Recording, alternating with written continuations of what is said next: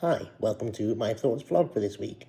It's Friday the 12th of September 2025. As usual, unscripted, just raw, natural, so anything can come out of my mouth at any time. This week, obviously we saw the resignation of Angela Rayner, which is kind of a shame for us nuclear test veterans anyway, because she was one of the ones that made some really strong promises when she came to our fringe event at the Labour Party conference.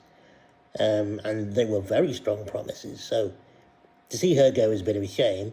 Having said that, she's had a year as Deputy PM and hadn't acted on any of those promises, which, you know, you make a promise, you should keep it, shouldn't you? Anyway, also, we've got a new Veterans Minister, Louise Sander-Jones. I know she is an ex-veteran. An ex-veteran? You are a veteran or an ex-soldier. She's a veteran, having served in the intelligence services. So, and also served in Afghanistan. So I'm hoping she's going to have quite a good understanding of, our situation. And hopefully we'll come up with some goods for us. So yeah, it'd be nice to meet her. Other thing I wanted to touch on was a question I've been asked. And it's been asked before, and it's a really tricky one to answer. It's, do you wish your dad had never gone to the tests? And that's what I really do have a struggle with, because you can argue that yes, had he never gone, he never would have got exposed to radiation, and I would not have been born with disabilities, potentially, but probably wouldn't have been born with disabilities, so I would have had a totally different life. Having said that, things have not happened for a reason, because that's delving into the realms of destiny and all that and predetermined stuff, which I don't really believe in. But yeah, it does. Had he not gone, it would have thrown his life on a different trajectory, and potentially wouldn't have met my mum, and I wouldn't even be here at all. So I'd have to say, on balance, because of things like, I think I've had a pretty good life. Yes, I've had some issues, a lot of medical issues, but I'm still here. I'm still having a good life. I've got Georgina, my wife, and I've got Sasha. So had Dad never have gone to Australia and served at Maralinga, I wouldn't be here, and I wouldn't know the happiness of Georgina and Sasha in my life. And that, to me, it's worth everything.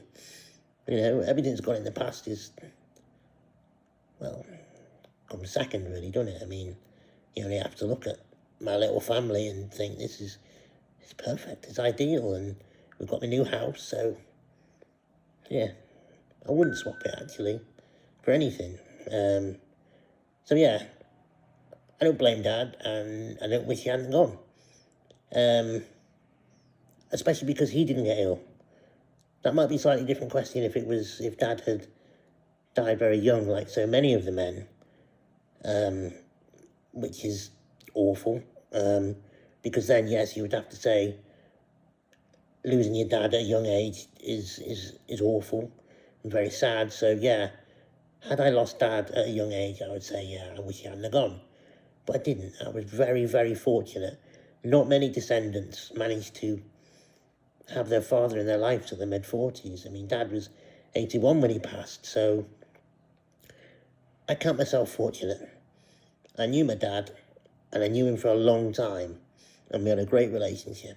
And that's worth loads. That's worth loads, and so many don't get that. And I've got Gina, and I've got Sasha. So yeah, I don't regret Dad going. But on the topic of questions, if you have any questions you'd like me to answer on one of these, yeah, just let me know. Either on, if you're watching on Facebook, put in the comments. If you're watching on Twitter, just put it as a reply. and if you're watching on YouTube, just put it in the comments. I will, providing the questions are decent and not naughty, I will answer every single one, and I will answer them honestly. And try and give you an insight on what it's like to be a nuclear test veteran descendant. And also, talking about being a nuclear test veteran descendant, next week is going to be a great week because it's the annual all-test reunion in Weston-super-Mare.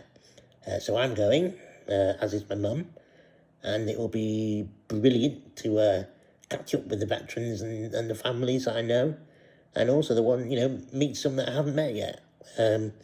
It's just a great way of getting together, and it really reinforces the strong bond that we have in our little community, because we are quite a different community. And